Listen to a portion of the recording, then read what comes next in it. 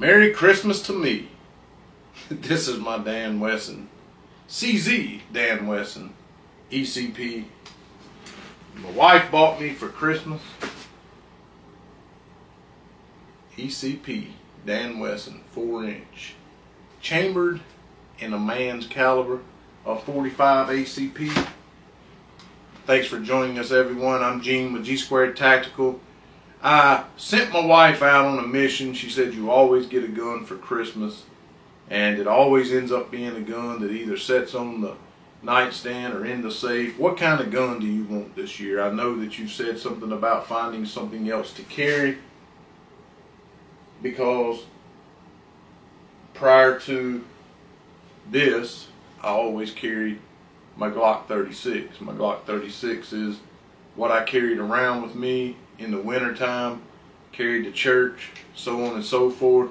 We'll talk a little bit about that here in a second, but it's very low capacity, 6+1, 7, yet carry an extra magazine, and I've been carrying that during the winter months for probably 6 or 7 years now. So I told her, I said, you know, I would like to have something as lightweight, as concealable as the Glock 36 chambered in the man's caliber, that again maybe has a little bit more capacity and that I shoot better with. I think most people shoot better with 1911s as they shoot more pure, and you know they aim more naturally. And I think most people getting the match grade barrel and so forth, the non-tilting barrel that you know would typically see in a striker fired poly or something, most people shoot more accurately with the 1911. I understand the argument that in battle, dirt, so forth, getting stuck between the hammer and the firing pin. I get that argument. Maybe it's not the best for battle, but for me, walking around the mall with my family, going to church and so forth, I kind of put out there, maybe, I didn't think it existed. I didn't think it would be out there, but maybe a very concealable 1911.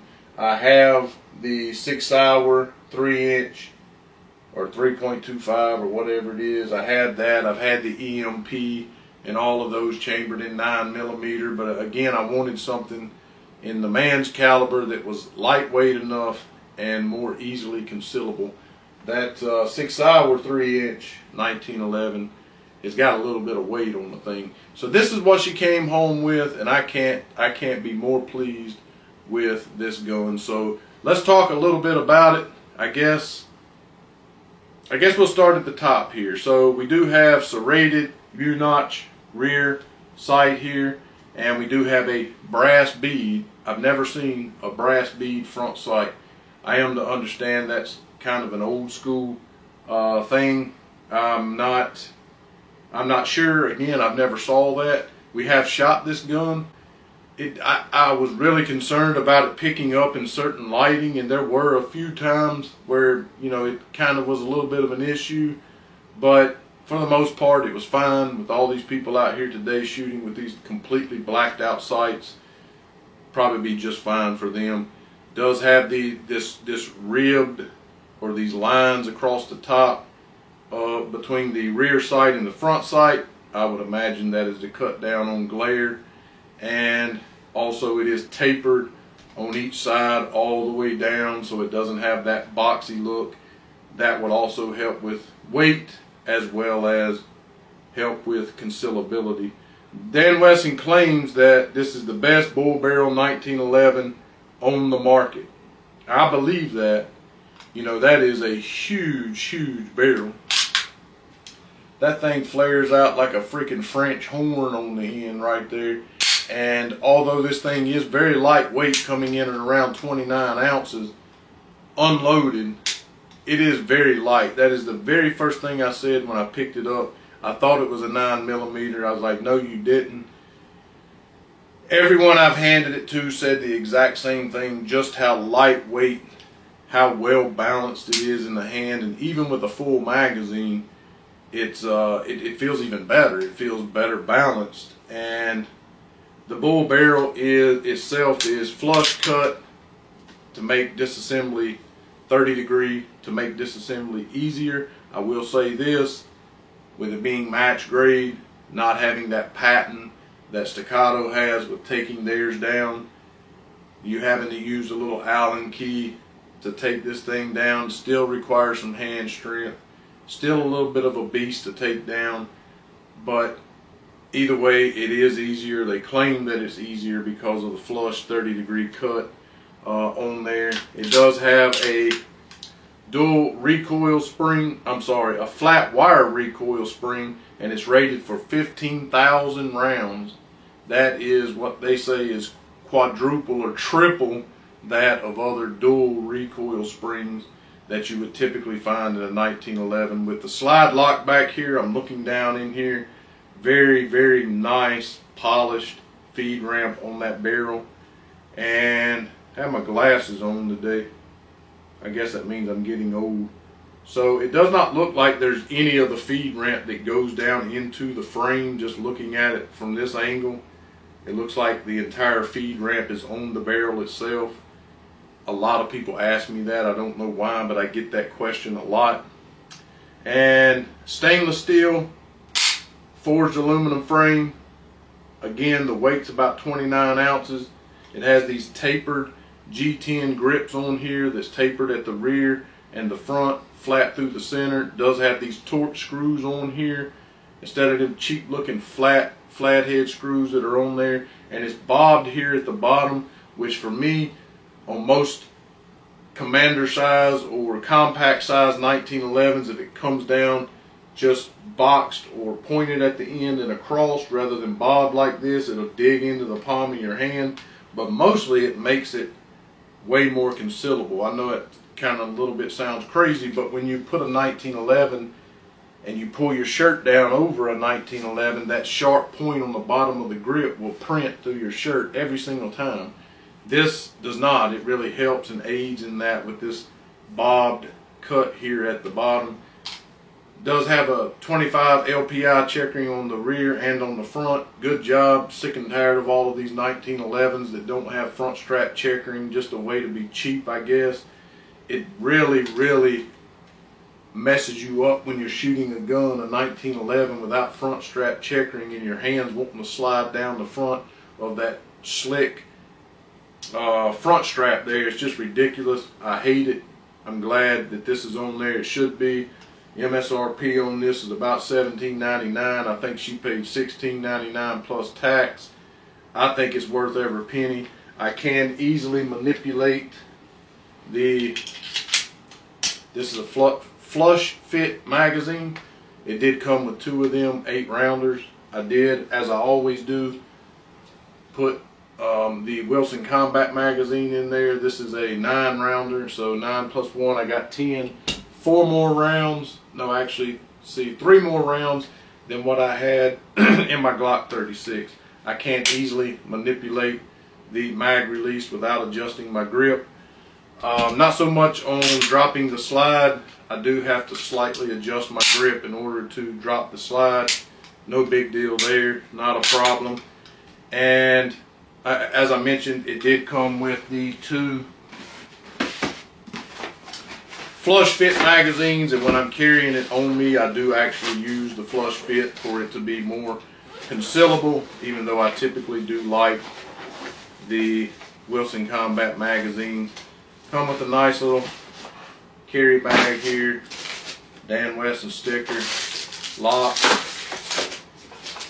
and 2 of these flush fit magazines here. And like I said, those are 8-round mags. And I do carry this gun. I know a lot of the guns that we review on this channel, I will say that, oh, I don't carry it. It goes on the nightstand, maybe truck gun, maybe it ends up in the safe like my wife said.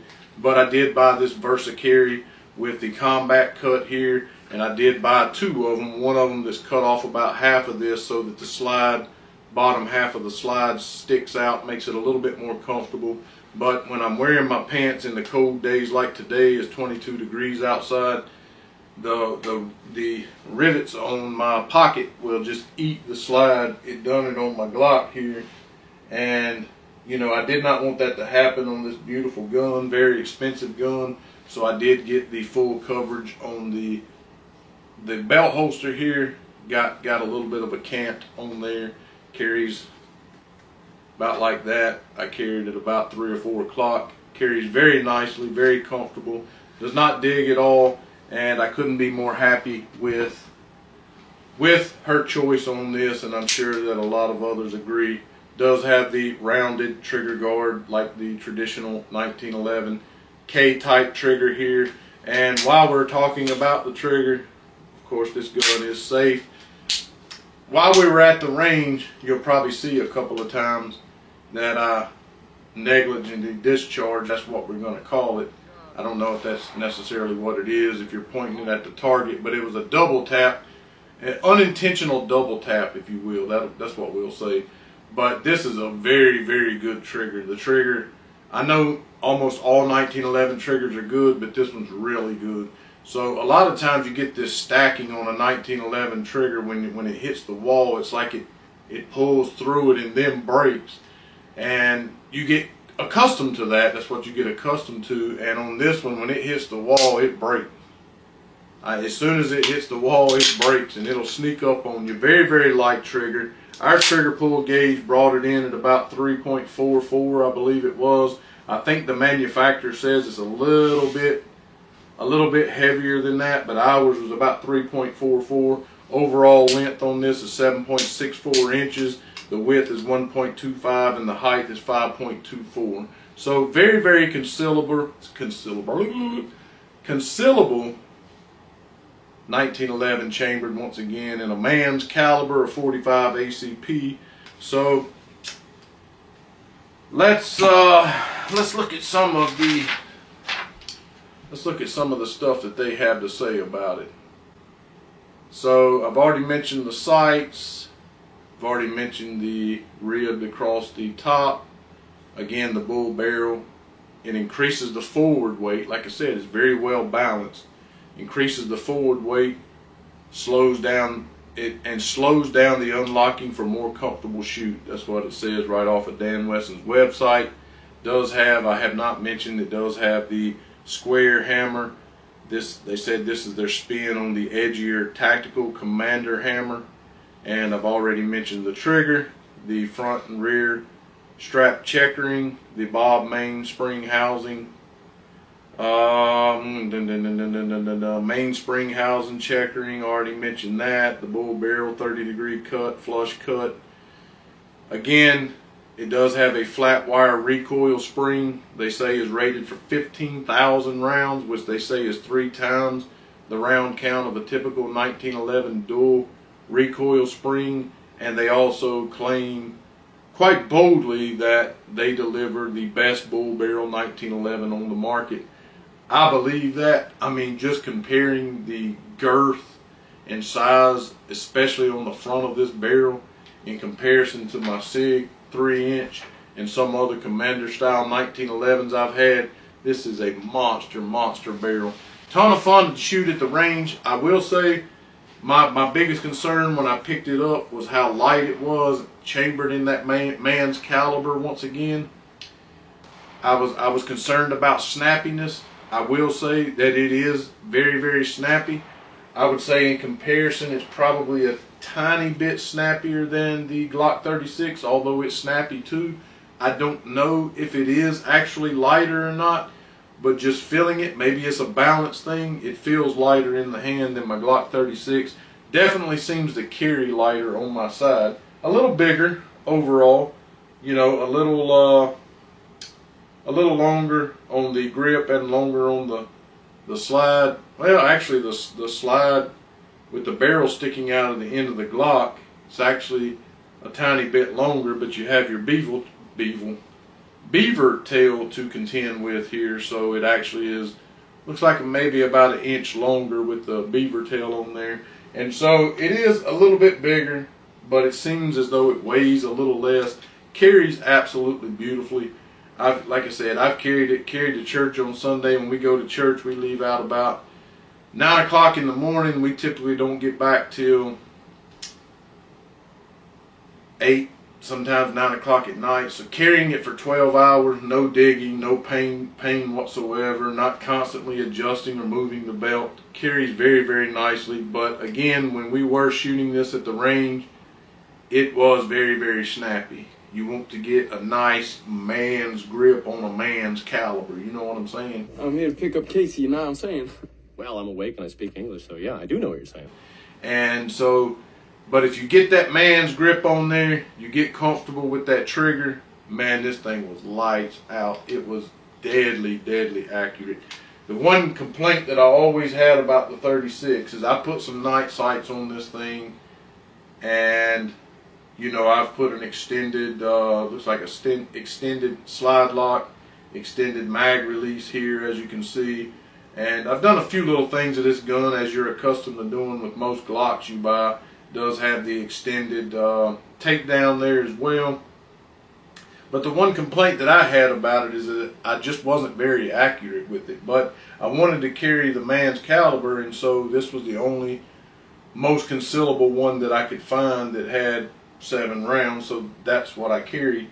In comparison, this is a little less snappy, and that would make me believe even more so that this probably is a little lighter, but very controllable. That front just comes right back down on target. It feels like it's hitting you real hard, but when you look down the sight, you're still on target, and that is attributed to that big bull barrel that is, I guess you would say, front heavy. They keep that down, and man, this thing was nasty, nasty accurate, just like my Dan Wesson DWX, my Dan Wesson Discretion, just crazy, crazy accurate guns. If you can afford them, understandably, if you can, I get it, but if you can, you will not go wrong buying this gun. Dan Wesson ECP, chambered in 45 ACP, the man's caliber. Thanks for watching today, guys. Sure, I left something out. I'm sure I missed something, sure of it. Sure, maybe I even misspoke or said something wrong. If you can correct us, we don't mind that at all. We take constructive criticism pretty well. Just not attacks, I would guess, or I would say. But if you have any questions, anything you want us to answer that maybe we left out, please ask. We respond to everyone. We don't miss anybody. We'll get back to you. We'll answer your questions, and we'll definitely have a healthy argument with you about anything else. Again, thanks for watching.